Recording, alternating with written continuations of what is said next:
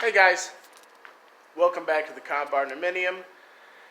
And today, we don't really have enough for an update. I'm going to do a little updating, but I want to talk to you about why I chose to build a cob house, or at least I thought I was building a cob house, and why I think you should build one now.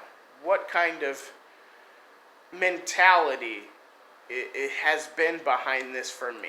So let's get into an update because I kind of have a little bit. It is on the electric, so just kind of wanted to show what we've been doing here. I mean, obviously you saw the electric video and I was all angry. But I just basically rented a bunch of library books and talked to some friends and family and just started doing all the wiring myself. And with my uncle. So we basically are taking 12 here, let me see if I can get you a close-up of that. There you go. 12 gauge underground type. So it's a 2-wire. It doesn't say that on there. And it's high temperature. So it's good for outdoors. We're doing it obviously because I feel like I'm burying it in the wall, and it's a little bit sturdier. We'll take a look over here. Here's the end one. Not everything's done. Not all the outlets are perfect yet, but this is the general idea.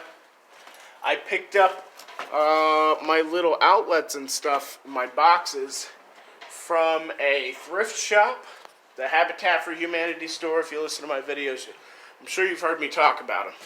So they were all 50 cents or something like that. So this one's unique. Okay, you can see this one's kind of all messed up here and it's crooked.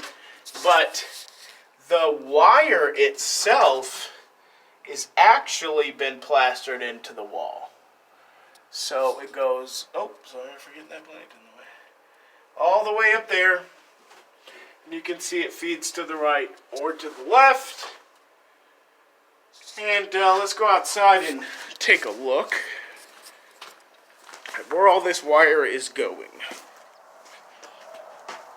So you can see I did a little trenching. That's the access hole we left in the house. There's one in the kitchen, one in the bathroom.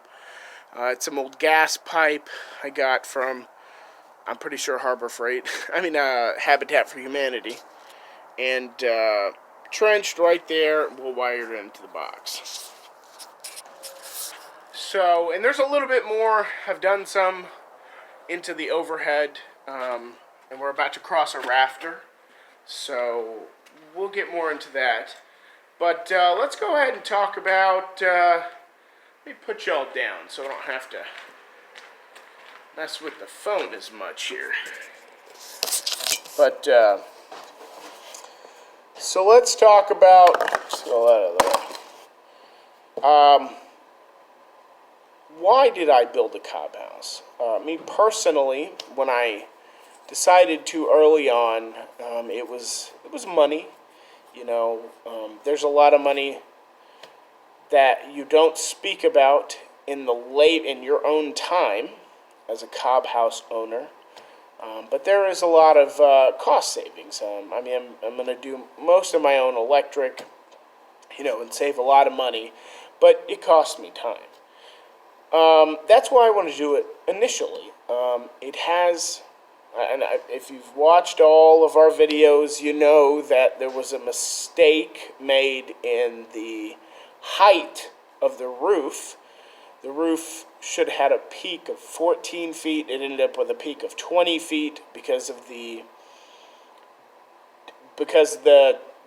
trusses that span, the inside, they were ordered incorrectly. So they were ordered too tall. So that and Hurricane Harvey caused me some problems too. So besides those things, it's very cost efficient if you can find your own materials. My sand and my clay are here. These are things that you've kind of heard before. Now that I'm mostly finished, with my building, I kind of line up with my wife a little bit more. My wife wanted to have an extremely efficient house, something very safe. Construction material wise, it's much healthier to have these than some of the formaldehyde laden plywoods and stuff like that. So I line up on the side that is very nice. I mean, it's very nice in here. Things are very natural. We were able to do a lot of stuff ourselves. So we sourced it from wherever we wanted. We didn't have to buy some commercial product. A lot of the stuff is used too. So even if it does have VOCs in it, it's off-gassed for many years. The temperature regulation that the building supposedly was going to have, it really does. The people always say, "Oh, I bet Cobb's a great insulator," and it's not. Thermal. It's basically a thermal battery, so it's like a rock. It absorbs that heat and then dissipates it at a given rate, and you try to make thick walls so you can capture the temperature you want and try to keep the walls and the interior that temperature. So I like that. That's been fantastic. Even when the building is not got any AC or electricity, it's still always better in here. On the off chance, on some of the cold days, if I left the windows open at the wrong time and then I close them, it stays much colder in here all day. So, I don't artificially heat this that much. And why? Right, so why do I want to finish and possibly build another Cobb house? It's actually the building. The building has been very, very conducive to artistic whatever. You can kind of get in there and make columns out of anything. You can fix a lot of things. I've embedded glass bottles into the wall, not like beer bottles and stuff, but I did my carboys that I used to make wine. I had a bunch of sandstone, a bunch of wood from the property. I mean, we basically embedded everything in the walls and made some interesting things. And then there is, you kind of add the other skills that you like. I'm really into woodworking. I'm not a great woodworker, but in this house, you can see a progression of when I wasn't as good to now being decent. And I did those things because I cared to.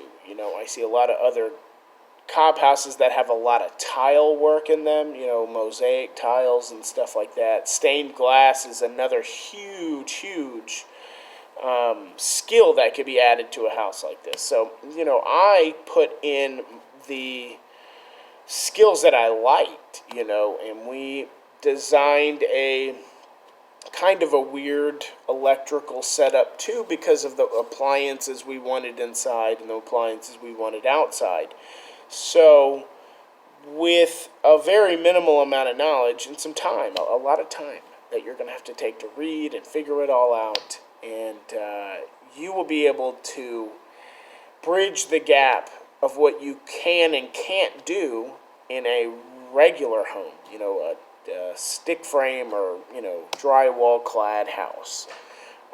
And why do I think that you should do it? I only think you should do it as a very informed person. If you don't feel like you could build a Cobb house for someone else, I wouldn't necessarily go out and buy a piece of property and start trying to build, because there's a lot of things that you'll find, like code. Is your building even allowed in certain areas? So the people who should build this are willing to put time into talking to building offices in the counties where you're going to reside, find out who regulates it, and then find out If it's allowed or it's a gray area, it's probably a gray area because cob doesn't really fit into those codes very well. So you're going to have to figure out how you can accomplish this. And there are about 5 different flavors of cob, between light straw, clay slip, that kind of stuff, straw bale with cob covering it, which is not necessarily cob, but if you had to build out of something that fit code, you could still have a very cob-like structure, an earthen structure, and it could look very similar to something I built. So the person who's going to pick up a shovel and start picking properties out is going to be somebody who already has answered most of your own questions. That's very serious. You're going to have to answer most of your own questions, because a building inspector who hasn't run across this material probably can't give them to you. The county office is just going to say, well, we allow this, and you're going to have to make your building fit that, or you're going to have to go into an unregulated area. There is not a building code where I live. I'm only 10 minutes outside the nearest town, 30 minutes outside the nearest major town.